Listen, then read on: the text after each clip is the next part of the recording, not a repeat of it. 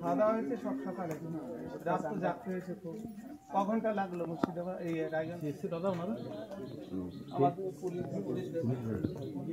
গাড়ি ছিল, পুলিশ গাড়ি চুপ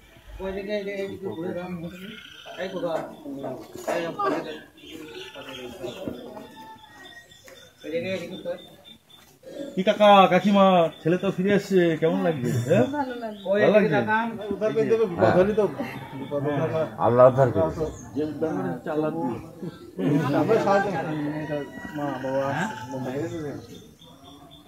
যাবে, বাইরে যাবে, কাগজপত্র গুলো যখন তোমাদের ডকুমেন্ট আছে ছেড়ে দেবো। তারপরে কটা ছিল? দুটো মোবাইল ছিল।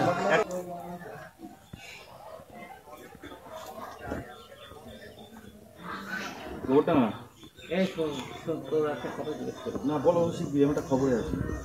কতদিন আগে মহারাষ্ট্রে গিয়েছো?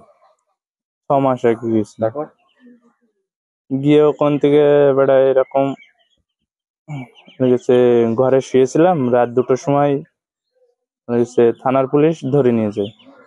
কোন থানা মনে আছে? হ্যাঁ মনে আছে, নয়নগর।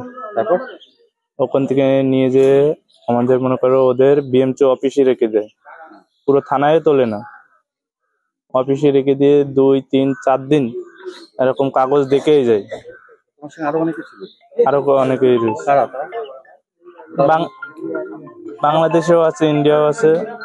তারপরে কাগজ দেখানোর পরে কি হয়? কাগজ দেখানোর পরে আমাদের 2 জনের নিয়ে আসলে, সবারই ছেড়ে দিলে আমাদের 2 জনের নিয়ে আসলে,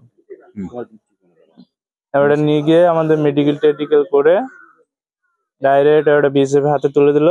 বিএসএফ কোন জায়গায়? হ্যাঁ, তারপর বিএসএফ তো বলতে ওখান থেকে বিএসএফ তুলবে কি করে? ওখান থেকে কিভাবে আনা যায়? বিএসএফ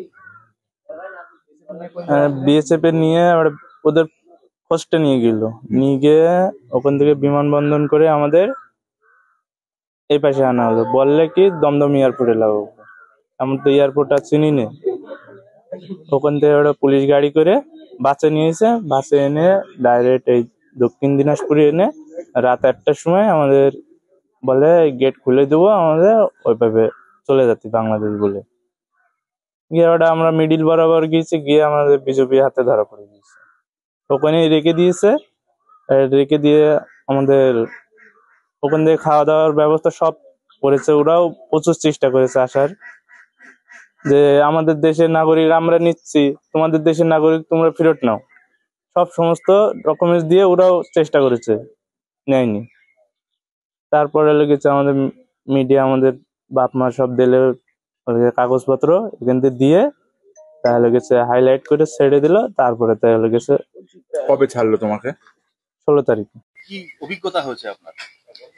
আমাদের বোম্বে থেকে ধরেছে, বোম্বাই পুলিশ চৌকি থেকে, নয়নগর পুলিশ চৌকি ওদের, ওখান থেকে নিয়ে আমাদের একটা সরকারি জায়গায় রাখে, ওদেরই কোনো জায়গা হবে তো।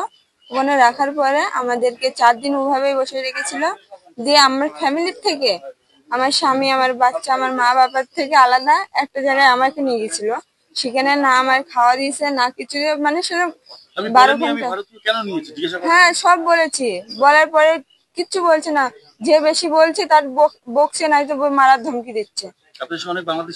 হ্যাঁ আমাদের সাথে ছিল তারাও, মানে যারা ছিল তাদের তো কোনো অসুবিধা হয়নি, তারা তো নিজের নিজের জায়গায় চলে গেছে।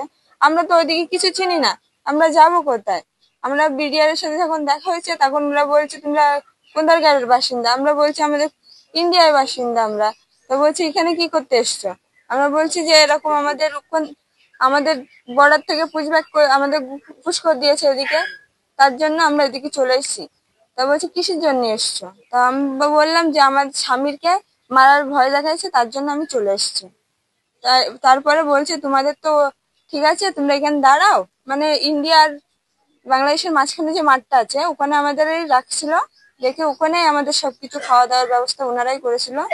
ওনারা করে তারপরে হ্যাঁ, না না ওখানকারের নাগরিক, মতলব ওখানকার যে বাংলাদেশের লোক আছে তারাই ওনাদের যোগাযোগ করেছিল। এনার আব্বুর নাম্বার, হ্যাঁ মতলব ফোন করেছিল, ফোন করে তারপরে বলা হয়েছিল। তোমাদেরকে বাংলাদেশে কতদিন থাকতে হয়েছিল? 2 দিন। দুদিন ছিল। হ্যাঁ। আর মুম্বাই থেকে যে পুলিশ ধরেছিল, মুম্বাই কোর্টে তুলেছিল নাকি ওখান থেকে সরাসরি বিএসএফ এর হাতে দেয়? সরাসরি বিএসএফ এর হাতে দেয়, আমাদের কোনো কোর্টে তুলেনি। এই যে ফিরতে পারবে এটা ভাবতে পেরেছিল আগে? মানে আগে আশা ছিল না, যখন ফ্যামিলির সাথে কথাবার্তা হলো তখন একটু আশা জাগলো যে আমাদের ফ্যামিলি যখন জেনে গেছে তখন কিছু না কিছু তো আমাদের জন্য করবে। আবার কাজে যাবেন তো?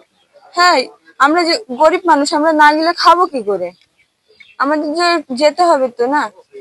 আমি খুবই খুশি, বাগদা থানা প্রশাসন, পুলিশ প্রশাসন বা এদিকে আমাদের যত মন্ত্রী মহলেও যা উপর পর্যন্ত আছে সবাইকে বড় ধন্যবাদ যে আমার ছেলেটাকে বাগদা থানা পুলিশ সহকারে আমার বাড়ি বন্ধু পৌঁছে দিয়েছে। এতে একদম প্রশাসন বহুত হেল্প করেছে, মিডিয়াও বহুত হেল্প করেছে। সমস্ত হেল্পের ভিতরে আমার ছেলেটাকে আমি পেয়ে গেছি। আমি এখন না, আর্জনের ঘটনা না ঘটে, কারোর সাথে যাতে আর এই ঘটনা না ঘটে। বিশেষ করে আমরা যে কর্মশ্রমিক, আমাদের একটা কার্ড দরকার, যে কার্ডের মাধ্যমে আমরা কাজ করে বেড়াতে পারবো ভিন রাজ্য করে। তা না হলে আমরা কাজ করে বাজারে যাচ্ছি, বাজার নিয়ে রাস্তায় যাচ্ছি, সেখান থেকে আমাদের তুলে নিয়ে চলে যাচ্ছে, অন্য জায়গায় বাংলাদেশে নিয়ে ছেড়ে দিচ্ছে, তখন আমাদের উপায়টা কি হবে? তো তার আগে যাতে এমন একটা আমার ছেলের সাথে হয়ে গেছে, এরপরে আমার সাথে হবে এমন কোনো কথা নেই। তার আগে থেকে আমাদের একটা ডকুমেন্টস হয় যে আমরা ভিন রাজ্যে কাজ করে বেড়াবো, তাহলে আমাদের একটু আমরা জানটা ভালো থাকবে। খাওয়া দাওয়া হয়েছে সব সকালে, রাত তো জাগতে হয়েছে খুব। কখনটা লাগলো মুর্শিদাবাদ এই রায়গঞ্জ এসে দাদা ওনারা আমাদের পুলিশ গাড়ি ছিল, চুপ।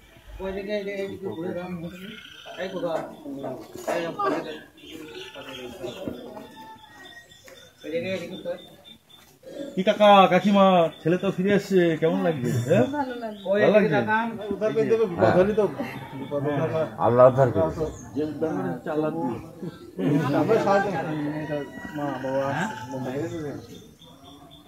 যাবে বাইরে যাবে, কাগজপত্র গুলো যখন তোমাদের তো ডকুমেন্ট আছে, ছেড়ে দেবো। তারপরে কটা ছিল? দুটো মোবাইল ছিল।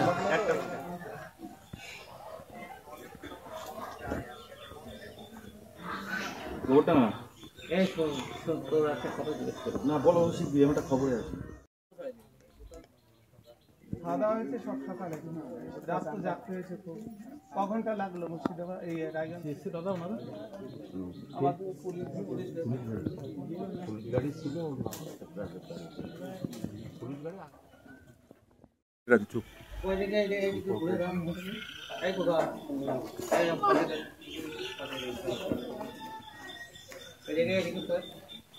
কি কাকা কাকিমা, ছেলে তো ফিরে এসছে, কেমন লাগছে? ভালো লাগছে।